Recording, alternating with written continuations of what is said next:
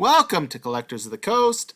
I am Cash, and I am super excited to go over some previews from Core Set 2021. The cards look beautiful, and as you can see with the lands here, the lands are phenomenal. Maybe the best looking, probably the best looking regular lands in a set ever. Just this island is gorgeous with the art. Kind of brings me to the question of what does Double Masters VIP, what are those lands going to look like, considering they look like they're going to be valued somewhere around $10 in those packs. So craziness, and I wonder what the lands are going to look like. These are beautiful. So first regular card we get into is Teferi, Master of Time. There was a fake one kicking around. This is the real version. 2 blue and 2 others. And a couple key things to this: it breaks Planeswalker rules. You can use its abilities anytime. You could use an instant, so it breaks the rules. Draw a card, discard a card.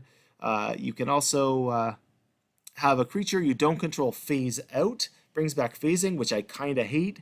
The +10 ability seems like it's going to be really hard to get to, even in Blue's stalling world. So we are going to see, this is the first of many white fixes that's in Core Set 2021 so far.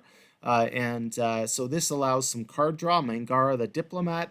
Whenever an opponent attacks with 2 or more creatures and they're attacking you or Planeswalkers control, you get to draw a card. And whenever they play a second spell, each turn draw a card. So a really nice white card. Fixes some of the white, mono white big problems it has. Gives an ability to draw a few cards. Real nice card. Going to be probably an auto include in most decks that are mainly white and in Commander. All right, Teferi's Tutelage is up, and it's a great mill card.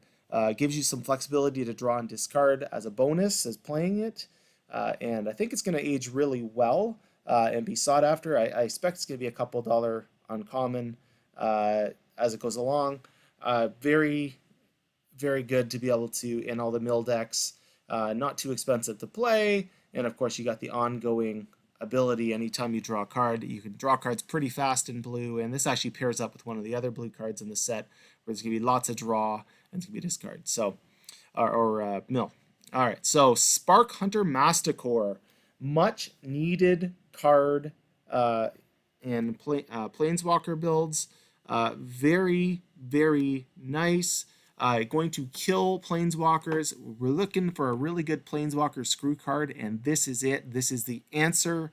I foresee that if this isn't reprinted right away, it's going to have really good value for quite a long time. Really awesome sideboard card. Good enough to put it in a regular deck as well, in a lot of decks. Real nice. That ability to do 1 damage to a Planeswalker is really strong. So, all right. So we see a reprint here in Tormod's Crypt. Tormod's Crypt, really well known for just being able to slow down your opponent's abilities to do things in graveyards. Really good against any of the Theros decks, Theros Beyond Death decks that do things in graveyards. And really good reprint, actually. I think this was well timed. Really good against, it'll be a good sideboard card. It's one of those cards you want to have kicking around.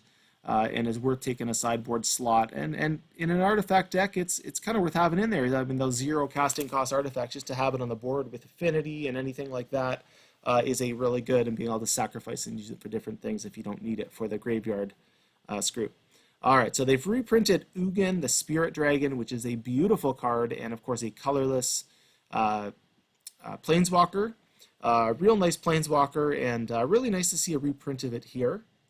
I think the alternate art of this, or the stretched out art, is going to be really sought after, especially at the beginning of the reprint. So it is nice to see it in this. Ugin, that deals 3 damage to any target as a +2 ability. Real nice abilities on the card. Nice to see it out. So next up is the second of the white fixes. And again, this is a real protection card, because they've done away a lot of the color protection from white, which was really powerful in the past. So this is a protect you from a chosen card. So a lot of decks are built over 1 or 2 really strong cards. So this is more of this, I see it being really strong in standard, and less as you get into the bigger formats. Again, a really good sideboard card. If it had flash, I wonder how strong this card would be. You know, we might talk in a $20 card. As is, it's going to be sought after. So, all right, Liliana, Waker of the Dead. So, gotta love the zombie feel to this, and I just love the flavor of it. I'm really looking forward to seeing what they do with the alternate art on it. I think it's going to be really awesome and something to see. Love the +1 ability. Each opponent discards a card and loses, and if they can't, they lose 3 life. Works really well with reanimation, graveyard stuff. Really nice. Love it as a card. Gonna want this card for sure in multiples. So, all right. So this card seemed broken to me. The Teferi's Ageless Insight. I just don't see how this doesn't get the ban hammer in a couple of formats. 4 casting costs, yes, but it allows, like, Opt is now a 2 draw card, and I mean so many cheap draw abilities in blue. I mean, I know they made it legendary to nerf it a little bit, but holy cow! I mean, I can't imagine not having these in pretty much any deck I could play it that has blue in it with some kind of draw. So really nice and crazy card. So all right, Double Vision. So they've been bringing out a couple of fork effects lately, and this is just another one of them.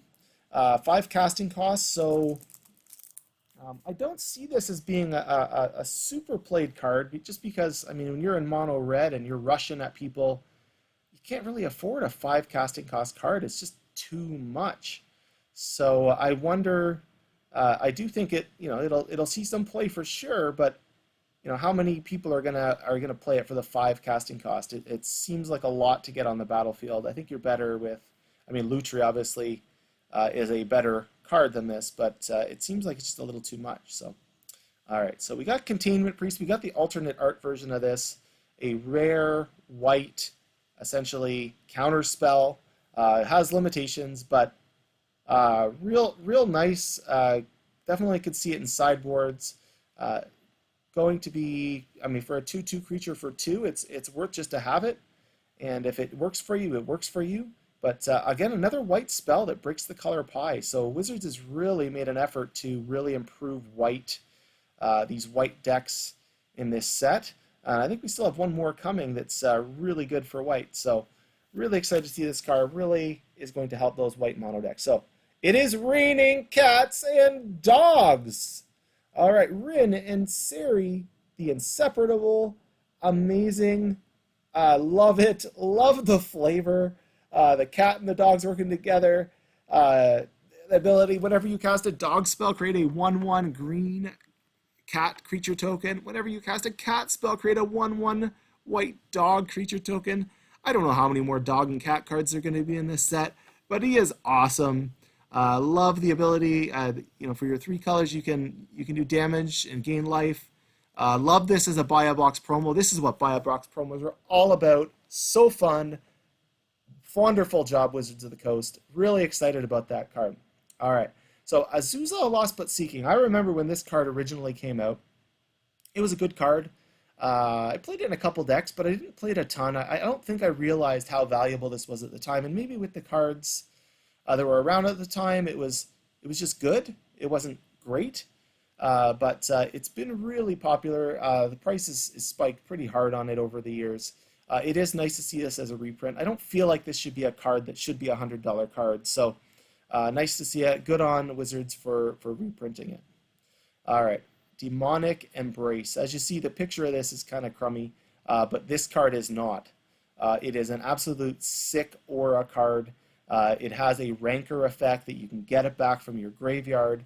+3/1, gives a creature flying, and it's a demon in addition to its other types. Definitely I'm almost surprised they didn't put this in a commander deck this time around instead of in this set. It just really works well. You can cast it for your graveyard if you pay 3 life, and then you got to discard a card and pay the cost. But to get it back for that, it's really a really beautiful aura. All right, really happy to see Fierce Empath back. It is a reprint back from, I want to say somewhere in the Onslaught block. And really nice tutor effect card. You get a crummy little 1/1 creature, but you can tutor for a 6 casting cost creature for your hand. Probably an underappreciated commander card. I know some people are definitely playing them, but probably a little underappreciated. Real nice to see them reprinted, and good card. So next card we're into is Peer into the Abyss. I love the ability. I love that they made him be able to target, wherever you want. I wonder though, 7 casting cost is a big amount to pay, and 3 black. You're pretty much playing mono black if you're playing this card. Can he fit into a Devotion to Black deck? Absolutely. But will he be played in any kind of competitive format? I seem to doubt it. He will be fun in casual commander. He'll absolutely be a wonderful card and really fun to play. It's going to be really interesting actually to see where he falls. The art on it is so creepy and awesome. So, all right, another reprint. We've got Baneslayer Angel. Great stats for 5 mana. We get a 5/5 creature for 5 that flies with first strike, lifelink, protection from demons and dragons. If you happen to be playing that kind of deck, whether you're sideboarding it or it's in a main deck, really good card. I think actually a really good choice to reprint. He was a little bit pricey. He was getting up a little bit pricey, but not too crazy. But seems like a smart reprint in 2021 for this guy. Seems about the right timing for it. All right, so our last card we're going over is Grim Tutor. So Tutors, really highly sought after. All of them have been spiking hard over the last few months. And so it feels like the timing was just right for this. And the regular art on it is really cool and creepy with the blood falling on the book. But the alternate art is amazing. It looks so impressive. Definitely a card I'm going to have in my collection. No doubt. It is really good. I'm glad they printed it. I think they printed it at the Mythic, which is really nice, and really happy to see this card come out. Search your library for a card, put that card into your hand, then shuffle your library. You lose 3 life. Being able to do that. So thank you so much for watching the video. We'll have more previews soon. Hi everybody, this is Dash and Cash. Hope you've been enjoying our videos. We've been having a great time making videos, making unique content, and playing a lot of games with you guys at home. To help us continue to improve our videos, please consider becoming a patron. Patrons get great deals on cards, prizes, and more. Have a magical day!